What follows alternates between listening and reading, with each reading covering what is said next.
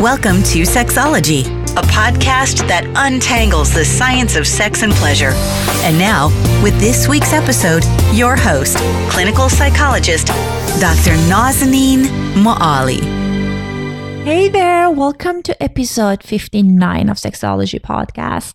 I'm your host, Dr. Nazanin Moali.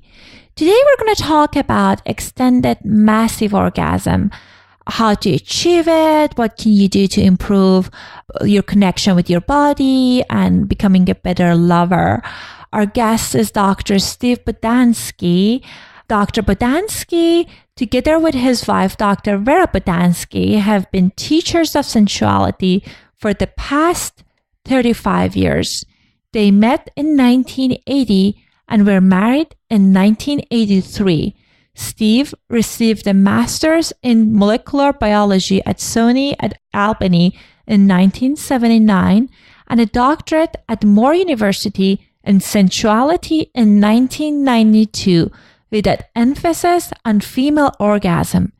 He first studied and then taught at Moore University through 1992. Vera started doing 1-hour orgasms demonstrations in 1980 and also received her doctorate in sensual studies in 1992. Steve became certified to do these demonstrations in 1987. They developed another orgasm school in 1992 after leaving Morehouse called the Welcome Consensus, where they taught for 5 years and certified 5 new students in becoming teachers and demonstrators of orgasm. For the past 22 years, they have been coaching students as a couple and started writing books about optimum sensual pleasure. They have trained many people over the past 30 years with courses and personal training and continue to do so. A number of their former students have become sensual facilitators themselves. I'll leave the information on his email address and also their website in the show notes so you guys are able to check out his books, their books actually, because he co-authored many of them with his wife.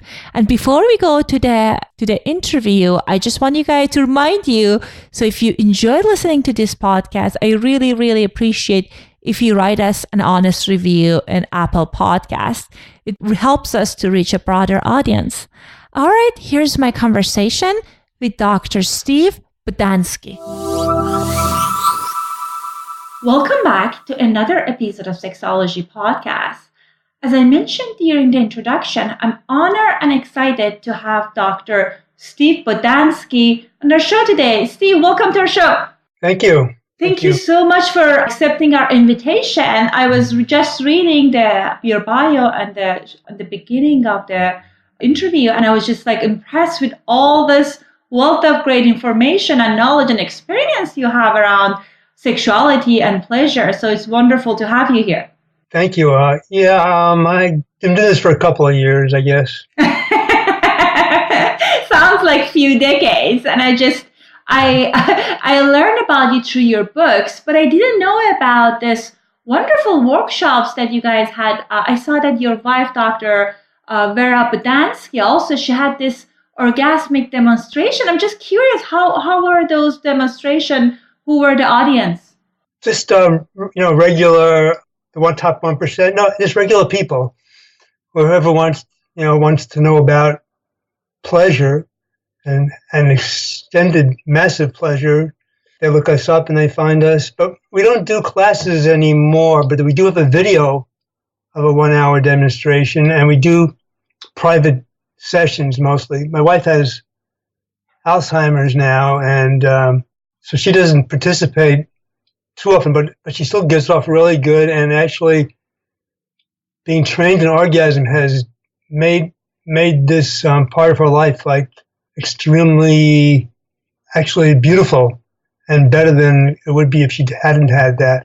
And I'm learning to love more, and it's actually increased our love for each other. That's so wonderful. And you mentioned that during the email exchange that I had, and it's interesting that how you were talking about the memory around pleasure hasn't changed if given that like some part of the other cognitive challenges are there. I think that's fascinating. Yeah, I mean, she may not know my name, but she definitely likes my touch. That's wonderful. I think that's all that matters. Yeah, so students come from all over the world. A lot of people read our books, and they want to come see us. And we don't work it's mostly me now. I don't work that hard, but I'm still writing and still reading and still improving. Wow, it's interesting. After decades of like teaching this material and providing like all this kind of sex education, you're talking about learning. It shows like how much is out there and how kind and humble you are to say that. Yeah, thank you. So I was kind of curious to learn. So because I know many of you and your wife's writing is about orgasm and pleasure. So let us start with talking about what are examples of different types of orgasms and how are they different between men and women? Okay. Well, first is, I think all female orgasm is clitorally based. I know there's arguments about, vaginal orgasms or clitoral orgasms. But I think our expertise is manual stimulation of a woman's genitals. And the whole area is actually connected. And the difference between an extended massive orgasm and a regular orgasm is kind of like the difference between the Wright brothers, and a space shuttle. Right. And, the Wright brothers, they can go up for a few seconds, and so the trip is over. The space shuttle can go around and around and around and keep on going, and a lot higher than the Wright brothers could go. That's so cool. How can we get to the space shuttle? I bet that would be that's a question on many of our listeners' mind now.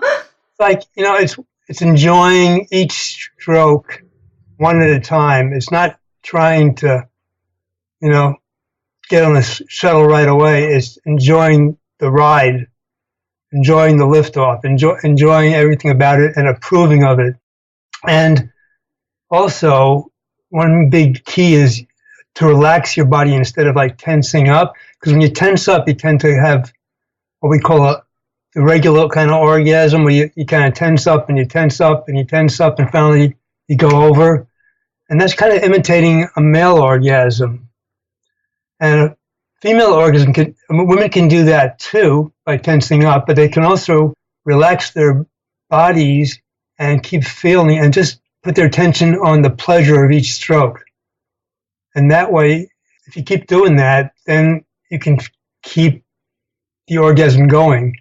And another technique that we use is called peaking. So you don't just keep on rubbing, you take breaks. And by taking a break before the person wants to stop, or if you're doing it to yourself before you had enough, take a little break or a long break, whatever you want to do, and then start again, you can keep the orgasm going. That is so fascinating about taking a break. So, like, how long can the break be? It can be like a split second. Or it can be for a couple of minutes and you talk in between. Or if you're doing it to yourself, you can take a sip of water and then go back to it. There's no actually formula to say how long. Sure. It depends on what you're feeling. Usually I take a short break and like just change the stroke or take my finger off for a second and then put it back on again. And then the person, if you do it at the right timing, then the person knows that you're attentive and knows that you're noticing where they're at and they were ready to take a break. And if you can do that at the right time, then when you start again, they'll be with you. You'll keep their attention. If you keep on rubbing, you'll lose their attention sooner or later.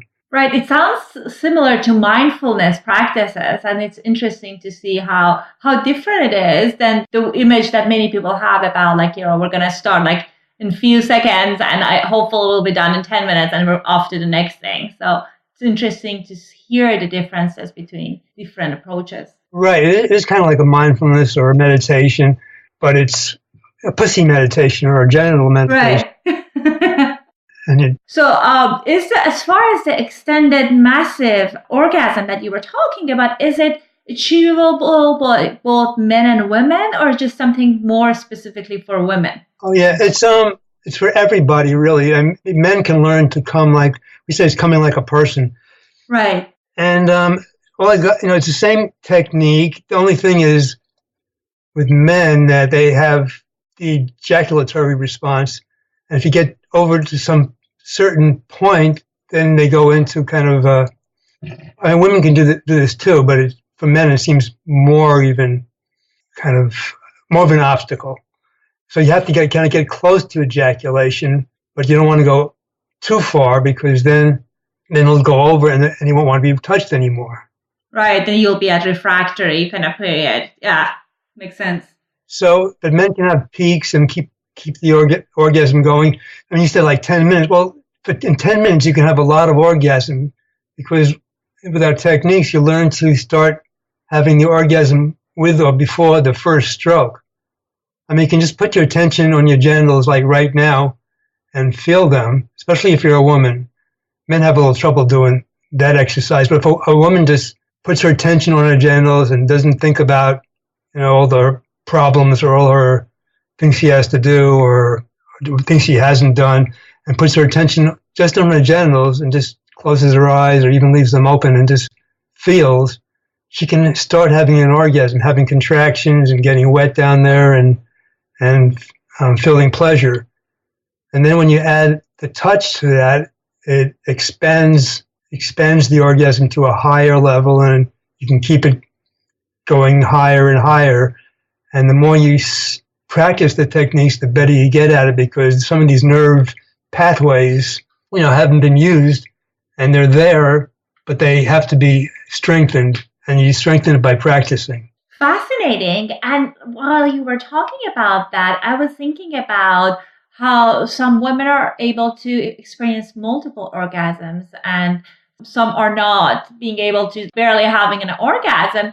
As far as like experiencing multiple orgasm, is it possible for every woman, or is just a capability that some women have? See, multiple orgasms is kind of like where you're doing like the Wright brothers a whole number of times. So you're having the crotch sneeze, as we call it, and then you stop, and then you have another crotch sneeze.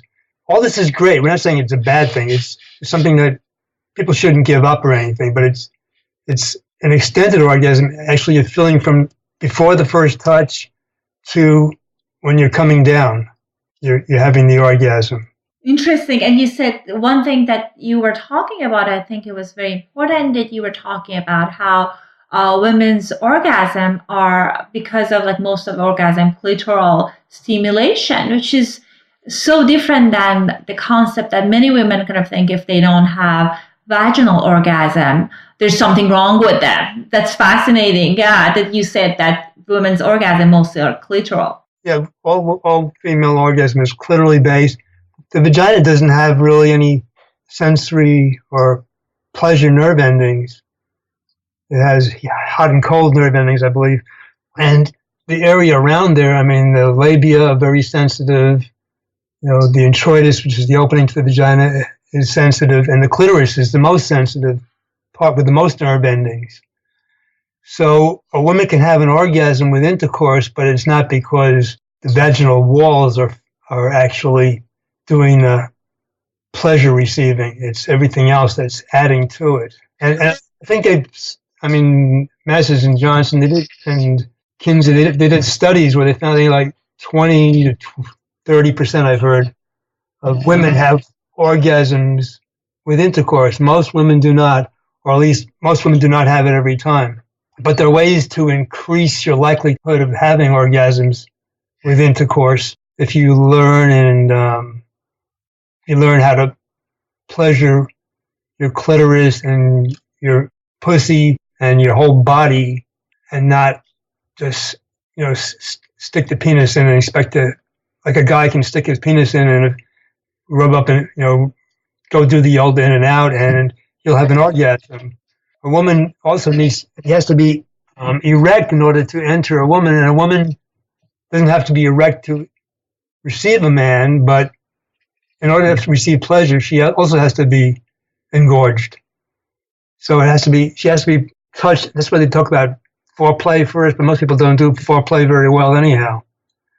And we don't call it foreplay, we just call it play. I love that. Yeah, I love that you're calling it play, because it's just like foreplay, kind of like making it, labeling in a way that's a great thing coming, but I think we're calling the play is just a beautiful reframing. And it's very interesting that you're talking about that.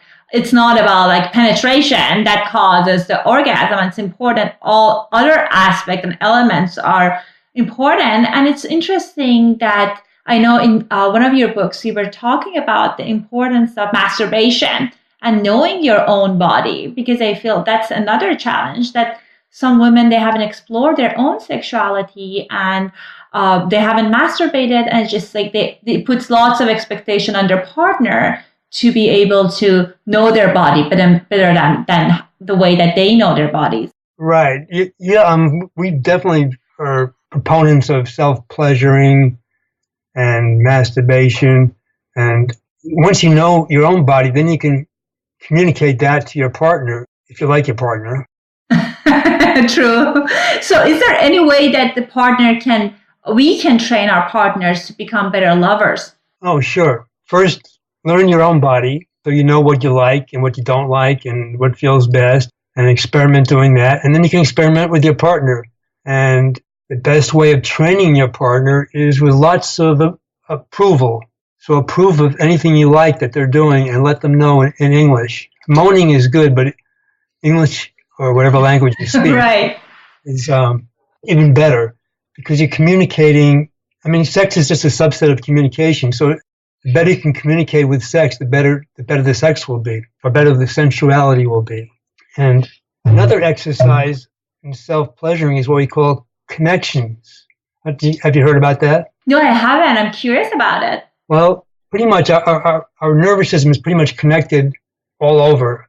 And a lot of the connections have kind of atrophied and not being used. So you can re-stimulate these connections by practicing masturbation and then with one hand, and then adding on a secondary area with your other hand.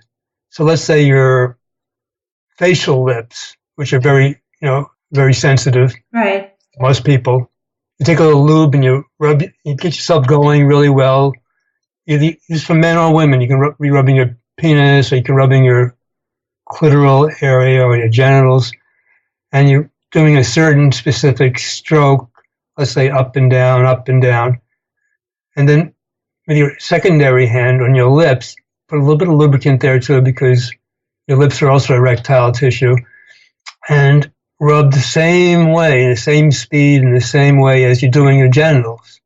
And then you rub them both together like that for a while, and then you take your hand off, let's say off your lips, and keep it close by, and keep rubbing your primary area. You may feel a little echo in your lips as you're doing that. And then you put your finger back and you rub both areas together again.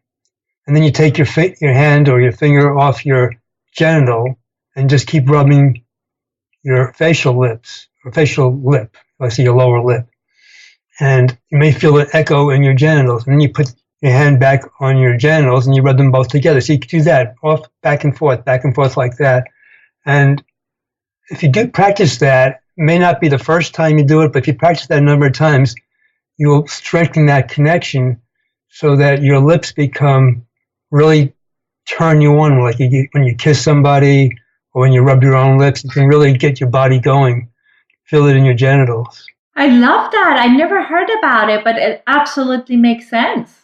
And then the more parts of your body you can connect, and when you can have this whole body orgasm, it won't be just feel it in your genitals, you'll feel it all over your body. Yeah, thank you for that training and for that information, because again, it's just interesting that how for many of my clients, at least I know that they say that I don't feel anything unless my partner kind of stimulating my genital, not even the other eroticized areas like breasts and stuff. So I think it's just interesting that kind of like how we can awaken things even when we're doing like self-pleasuring.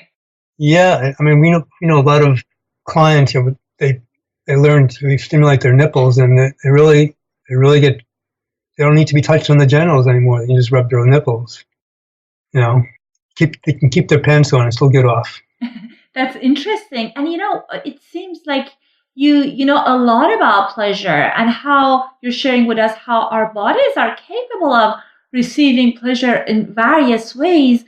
I often see, at least with the clients that I see in my private practice, that there are many women experiencing barriers, and they don't experience pleasure around any of the any sexual intercourse, or at times around they're not able to achieve orgasm. So what do you think are some of the barriers that cause some women to have some challenges around pleasure and orgasm? Well, there's a number of things. Probably the number one thing is anger. They're pissed off. They're pissed off at guys. And anger and turn on are kind of enemies. That you can't have one if you're having the other. So if you're having pleasure, you're not going to be angry. But if you're having anger, you're not going to have pleasure. So a lot of women are pissed off at guys in general, because the Me Too movement, just for an example. Right. And then I assume a lot of women have had negative experiences in the past, either being molested by an uncle or a brother or some guy who abused them in some way or other, and they just want to turn their bodies off. They don't want to feel the pleasure. They rather not confront that area because there's some bad memories there. So they can go to see a psychologist or a psychiatrist for that, or go to therapy, or they can just make a decision to start feeling pleasure. And I guess it depends how strong this barrier is. Will dictate what the best action is for that person, or they can do both. Right. And I agree with you. I feel like there are so many kind of negative experiences that many women had or have around unwanted sexual advances that happened in the past, or part of it negative cultural messages around sexuality, which kind of they carry it when they're in bedroom with someone that they want to be sexual, and it's not that easy to just turn it off. Right. And you can also feel when we're even talking about things now, you can feel the energy go down when we're talking about this heavy topic, and this negative thing. And when you're talking about orgasm, you can feel the energy go up. So you can actually feel the energy of your partners despite what they're saying and how you're relating to them, and kind of use words to direct their pleasure. Fascinating. Any other barriers that you notice with women? Well, I wrote a book called Orgasm Matters, and I wrote a whole section of different resistances that people have or a woman might have. So, some women will say, well, they only want to do it if they're married, or, they only want to do it if it's love. They only want to do it if the guy looks a certain way. There's all kinds of psychological reasons for people to not turn on, but they have to do it deliberately. I don't know if it's deliberate. They have to actually deliberately turn on.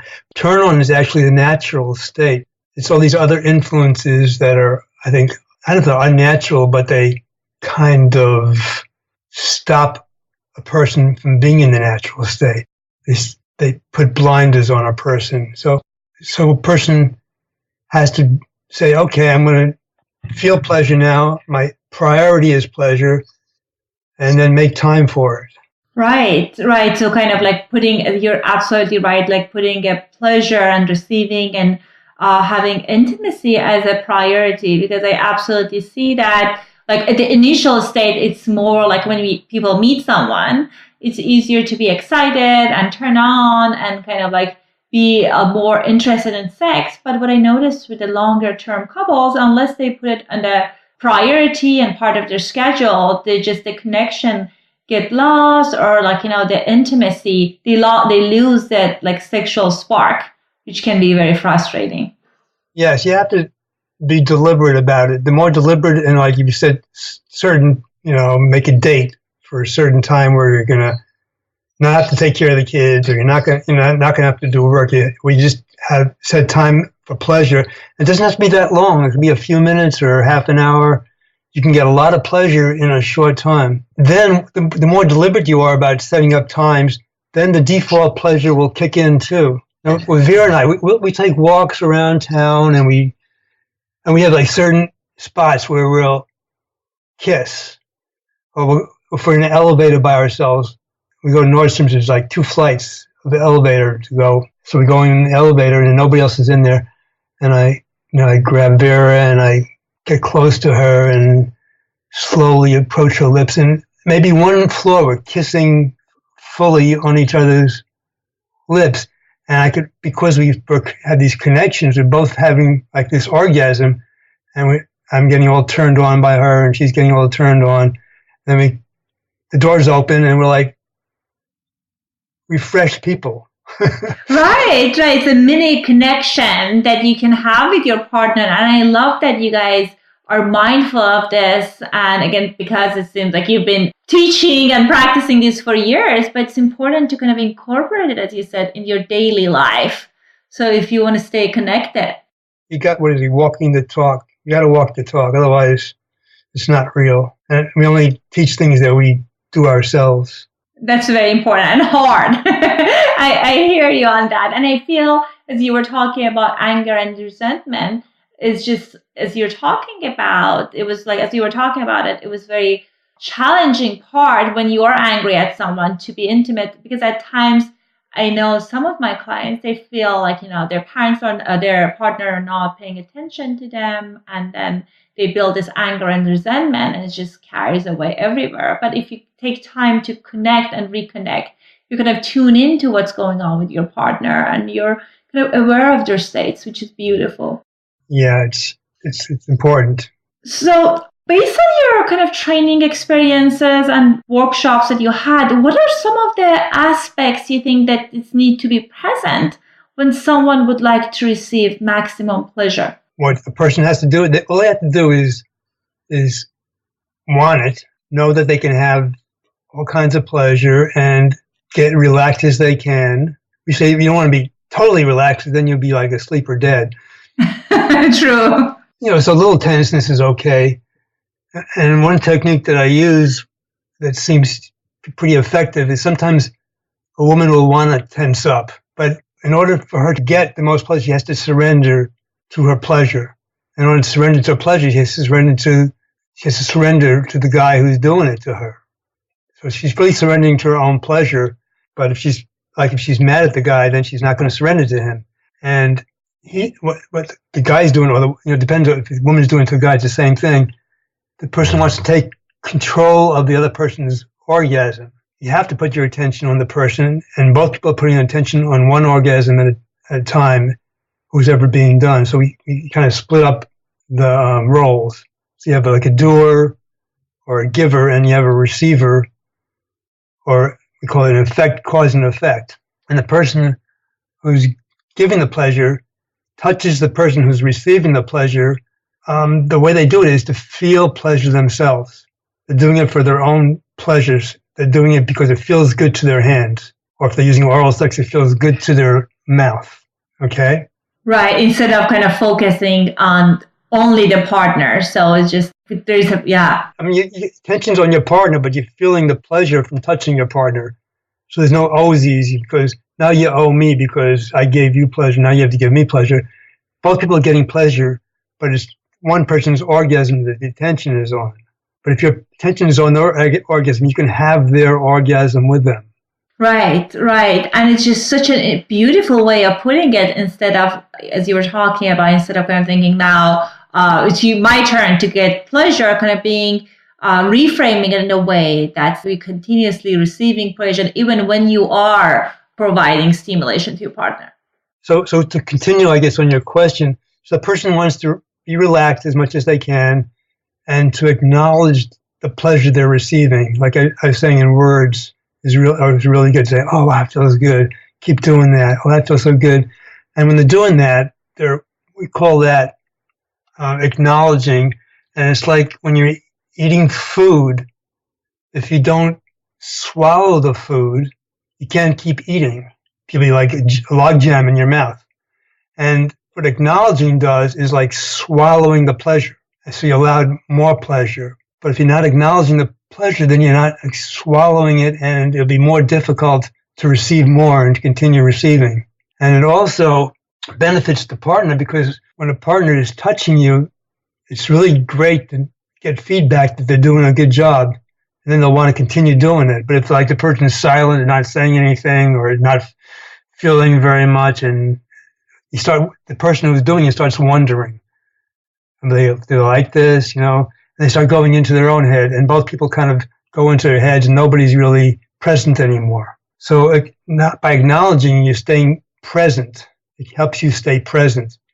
And for some people, talking while having pleasure is something they're not used to, so it may take a little while to adjust to that, but it's definitely beneficial in the long run. Right. And I think one other thing was interesting that you were talking about wanting to surrender to your partner, because I feel if you have a challenge with showing your vulnerability, that's going to be a challenging thing to do.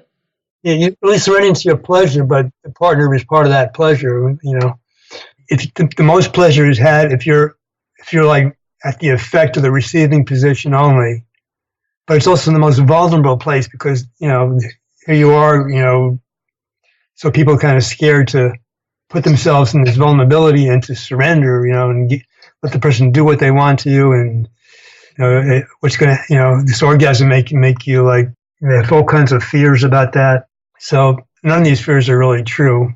It's just resistances that people have.